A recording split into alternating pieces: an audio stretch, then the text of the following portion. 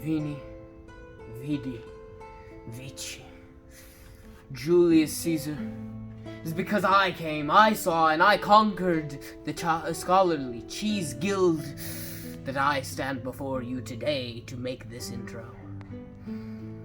Today we will be talking about a place famous for the Colosseum, pasta alla carbonara, and, of course, conquering. We will be talking about the Roman Empire, specifically when it split into the eastern and western portions, and eventually did tragically fall. Welcome to the Scholarly Cheese Guild.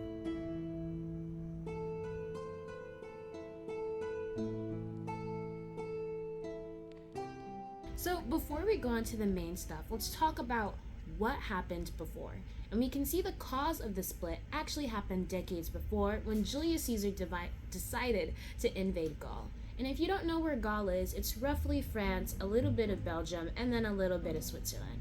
And when this happened, suddenly the empire doubled in size. And this was great for Rome at the time, because it helped their economy and it helped their stability.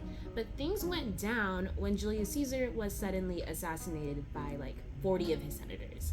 And this caused chaos and instability, but eventually things did calm down when his successor came into power. But one thing that never really did calm down was Rome's desire to expand.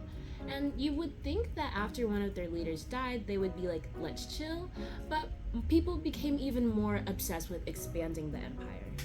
And things were going really well. As the empire grew, so did their power and influence. This caused the empire to go into Pax Romana, which means decades of peace. And they expected this peace to continue. But one thing they failed to acknowledge is that as the empire grew, so did their problems. It's like that saying that great power comes with great complications.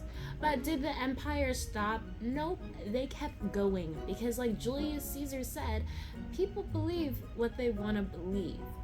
And they did, because by 117, the empire reached its peak, and it spanned like 3 continents, being Asia Minor, Northern Africa, and most of Europe. But little did they know that this was just the beginning of the end. Before we talk about what happened, let's just go and take a detour and head on to Mischief Corner.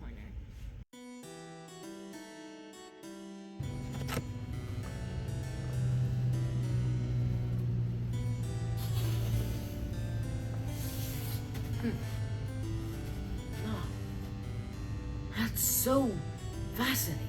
I cannot find who asked.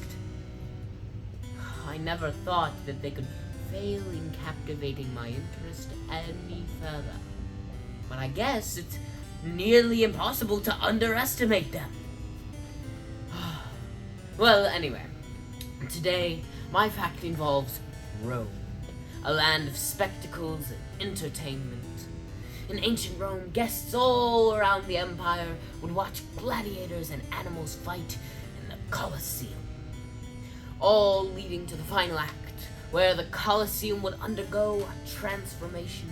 Its grounds would be submerged and filled by a vast expanse of water.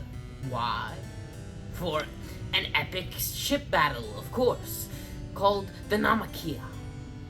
These battles would imitate war battles. This event began during Julius Caesar's rule. Prior to the Colosseum, these battles would take place in artificial pools, as well as the untamed embrace of natural lakes.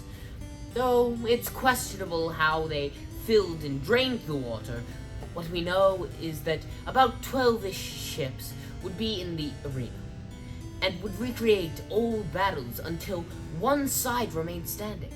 Well, if I had have been granted the honor of witnessing this breathtaking spectacle myself, mark my words, victory would have been mine.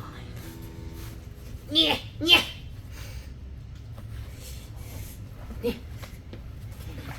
That's one jacket fact. Thanks, Jack, for that fact. You always say the most peculiar things.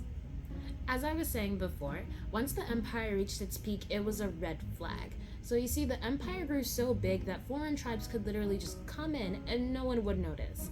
So this caused the empire to weaken drastically. Since it stretched so far and wide, it seemed like gaining stability would be nearly impossible. And Diocletian, the emperor at the time, he was forced to make a decision if he wanted to strengthen Rome. So he decided to do the only thing that seemed reasonable at the time: cut Rome in half. So he divided Rome into the east and west, and then he appointed 4 leaders. But this split led to a major power struggle, and it wasn't until 325 CE when Constantine, one of the sons of the original 4 leaders, took control of the entire empire. So the empire was unified all during his rule until 395 CE.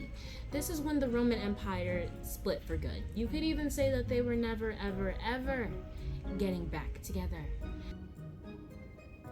So this split changed the Roman Empire and the people forever.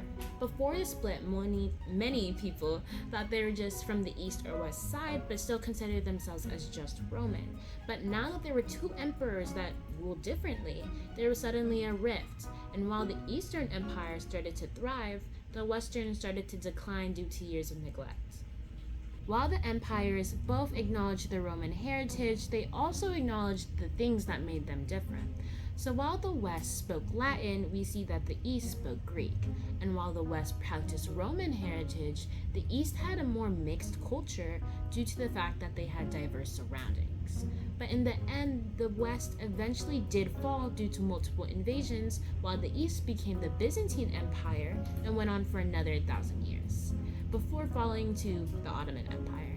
I hope that this helped you understand a little bit about the division of Rome, but before I go, let me ask you a question. Do you think that it was a good idea to split the empire?